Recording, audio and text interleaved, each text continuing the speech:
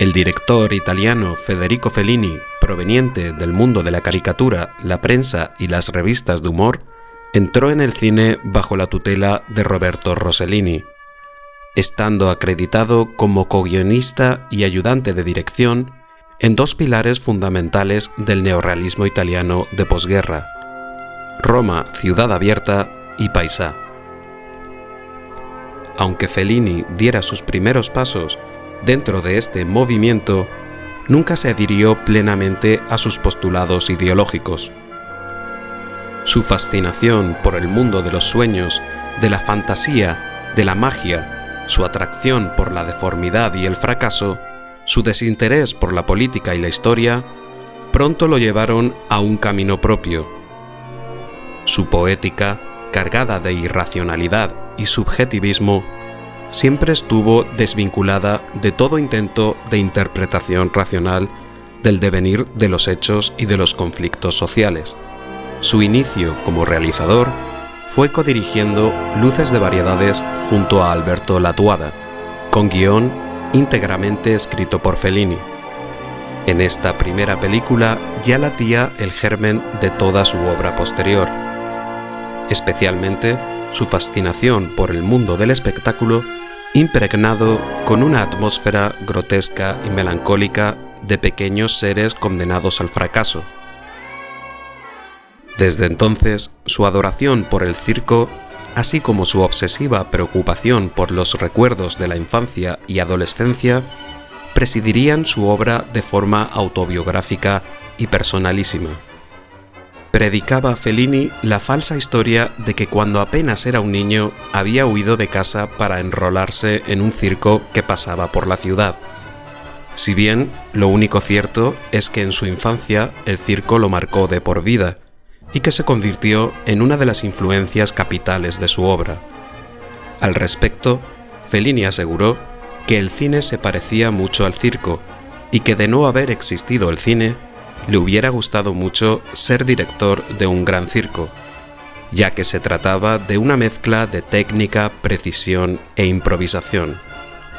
Al mismo tiempo que se desarrollaba el espectáculo, preparado y ensayado, se arriesgaba verdaderamente algo, es decir, se vivía a la vez.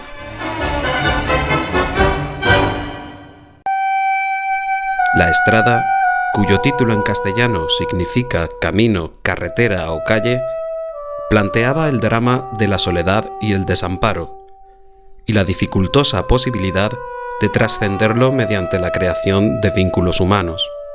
Sus protagonistas son Zampano, un hombre absolutamente elemental que recorría los pueblos montado en un motocarro para realizar su número de forzudo de circo, y su ayudante Gelsomina, una muchacha simple con una discapacidad intelectual, sensible, cuya larga experiencia de soledad, dolor y miseria se trocaba en una cierta visión mágica de la realidad.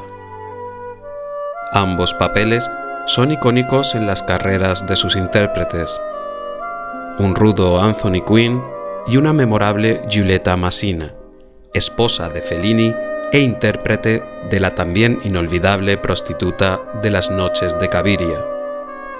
Según Federico Fellini, La Estrada era un catálogo de su mundo mítico, donde abundaban las metáforas potentes y a menudo irónicas. Para ganarse la vida, Zampano se liberaba de sus cadenas de acero, pero tenía a su ayudante virtualmente esclavizada, y la trataba más como a un objeto que como a una persona. El simbolismo católico reverberaba a lo largo del film, con la angélica Gelsomina frecuentemente captada como figura religiosa representativa de la bondad, de la bella enfrentada a la bestia. Desde otro punto de vista, también se podía considerar el trayecto de Zampano como un camino a la redención y a la salvación gracias a la aparición de Gelsomina en su vida, o como filosofaba el equilibrista interpretado por Richard Basehart, todo en este mundo sirve para algo. Con La Estrada, Fellini comenzó a darle la espalda al neorrealismo.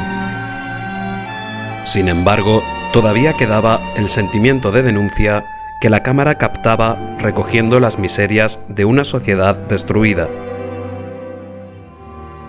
Es un film que fue muy atacado por la crítica izquierdista en Italia. Sì, fu attaccato perché in quel periodo così, perché siamo sempre un po' esagerati, viviamo sempre in Italia così attraverso certi schemi, cioè c'è una identificazione immediata negli atteggiamenti, ci rappresentiamo sempre all'estremo in tutti i sensi. Allora, in ottemperanza, in ossequio a questo cinema che doveva raccontare senza intervenire l'aspetto così sacro delle cose, cioè su questo grosso equivoco estetico, La strada sembrò un film alla critica di sinistra che traicionava il neorealismo, che tradiva il neorealismo, esatto, e riproponeva pericolosamente così certi personaggi o certe atmosfere che la guerra avrebbe dovuto spazzar via. El bajo presupuesto también hizo que tuviera que rodarse en exteriores y con decorados reales, así como aprovechar las fiestas de los pueblos y a sus vecinos de manera gratuita para realizar las escenas más populosas.